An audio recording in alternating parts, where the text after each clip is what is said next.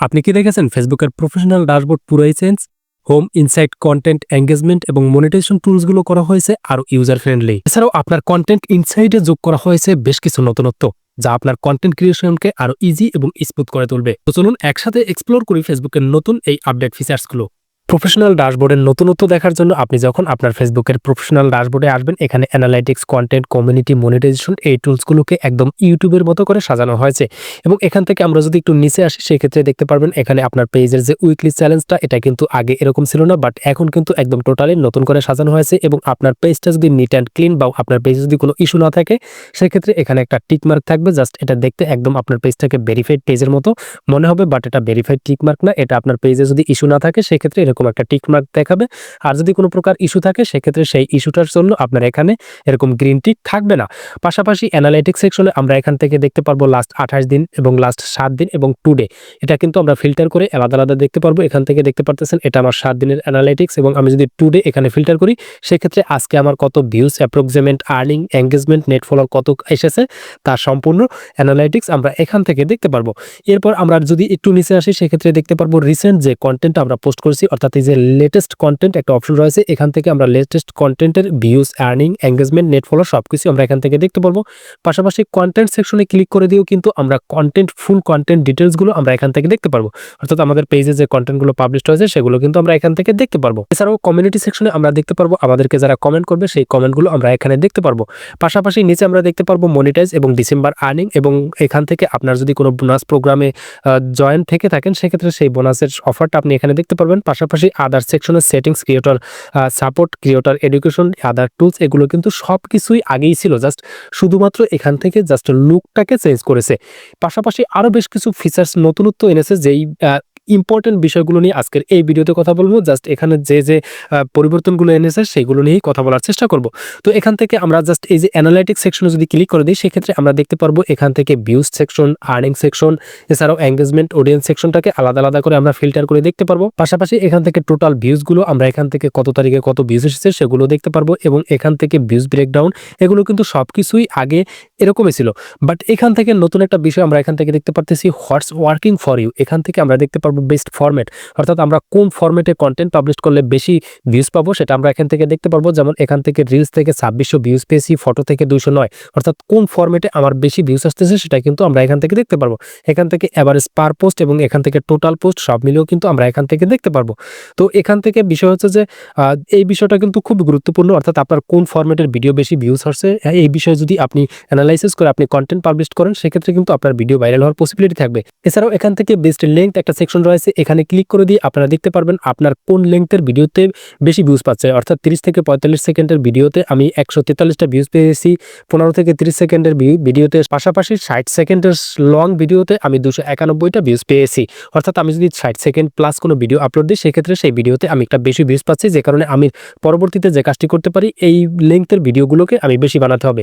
তো এখান থেকে আপনারা যেই লেংথের ভিডিওতে বেশি ভিউজ পাবেন, সেই লেংথের ভিডিওগুলো বানাবেন। তো এই বিষয়গুলোকে কিন্তু আপনারা অ্যানালাইসিস করতে পারবেন।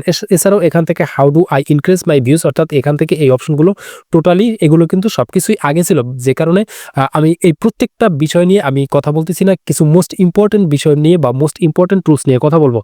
তো এই টুলসগুলো কিন্তু আগেও ছিল, জাস্ট এখান থেকে দেখার যে লুকটাকে চেঞ্জ করা হয়েছে।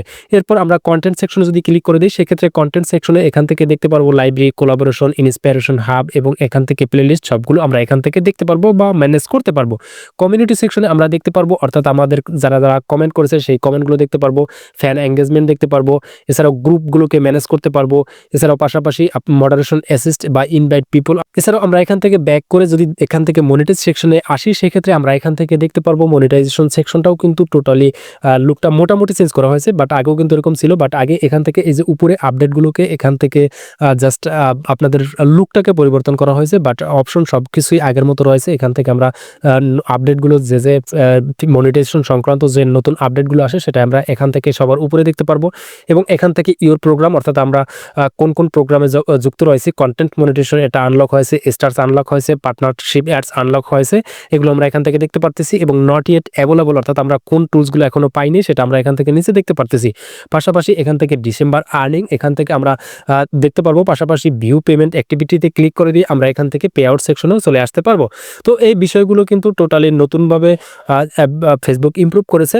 পাশাপাশি আরেকটা বিষয় ফেসবুক কিন্তু এখানে নতুন যোগ করেছে, সেটা হচ্ছে যে আমরা আমাদের যে কন্টেন্টগুলো অ্যানালাইসিস যদি করি সেটা আমি আপনাদেরকে আমার ফেসবুক প্রোফাইলে নিয়ে আসলাম এবং প্রোফাইলে আসার পর এখান থেকে আমার যে কোনো একটা কন্টেন্টের ইনসাইট আমি এখন ওপেন করবো। ধরুন আমি এখান থেকে একটু নিচে আসি, তো এখান থেকে আমি চাই যে আমার এই কন্টেন্টটা যে সি ইনসাইটস অ্যান্ড অ্যাডস এই সেকশনে ক্লিক করে দিলাম এবং এখান থেকে পোস্ট ডিটেলসে যে অপশনগুলো বা যে ফিচার্সগুলো এগুলো কিন্তু টোটালি পরিবর্তন করা হয়েছে। তো এখান থেকে দেখতে পারতেছেন this post is getting fewer views, এখান থেকে আমার এই ভিডিওটা কিন্তু একটু রিচ ডাউন হয়ে গেছে, যে কারণে এখানে ডাউনে রয়েছে। জাস্ট আমি আর একটা কন্টেন্ট আমি আপনাদেরকে দেখাচ্ছি।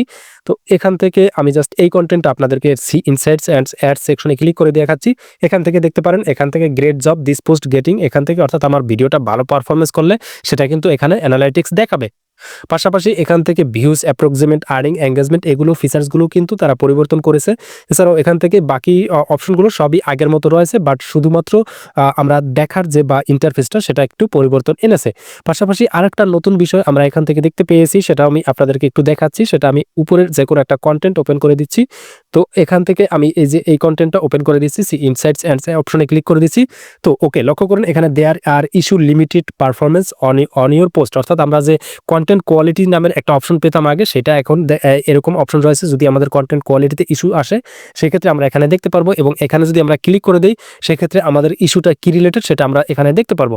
যেমন এখানে দেখতে পারতেছি one is to your post may be impact, এবং এখান থেকে your image as a post as a video, এই সমস্যাটার কারণে আমার একটা ইস্যু দেখাচ্ছে, যে কারণে আমার এই কন্টেন্টের রিচ একটু কমিয়ে দেবে, সেটা কিন্তু ফেসবুক বোঝাচ্ছে। পাশাপাশি বাকি অপশনগুলো সবকিছুই কিন্তু আগের মতো রয়েছে। এছাড়াও নতুন একটা বিষয় এখান থেকে দেখতে পারতেছি অডিয়েন্স রিটেনশন। এই রিটেনশনটা কিন্তু খুবই গুরুত্বপূর্ণ। তো অডিয়েন্স রিটেনশন নিয়ে আমি একটা ডিটেলসে ভিডিও বানানোর চেষ্টা করব। সেই ভিডিওতে আমি আলোচনা করব কিভাবে আপনার ভিডিওর রিটেনশন বাড়াবেন এবং রিটেনশন ভিডিও ভাইরাল হওয়ার জন্য কতটা গুরুত্বপূর্ণ, সেই ভিডিওতে একদম হাতে কলমে একদম ক্লিয়ারলি আপনাদেরকে বুঝিয়ে দেবো এবং এটা কিন্তু মোস্ট ইম্পর্ট্যান্ট একটা বিষয় আপনার ভিডিও ভাইরাল করার জন্য। তো সেই ভিডিওটা দেখার জন্য অবশ্যই আমাদের ফেসবুক পেজে ফলো দিয়ে ইউটিউব চ্যানেলে সাবস্ক্রাইব করে রাখবেন। তো ফেসবুকের প্রফেশনাল ড্যাশবোর্ডে থাকা নতুন আপডেটগুলো ছিল এইটাই। তো এই নতুন আপডেটটা অনেকেই মূলত বিষয়টা বুঝতে পারছিলেন না, যে কারণে আজকের ভিডিওতে আমি আপনাদেরকে অ্যানাউন্সমেন্টের জন্য একটা ভিডিওটা করলাম। বাট আশা করি ভিডিওটি আপনাদের কাছে হেল্পফুল হবে। তো আজ এ পর্যন্তই। আল্লাহ হাফেজ।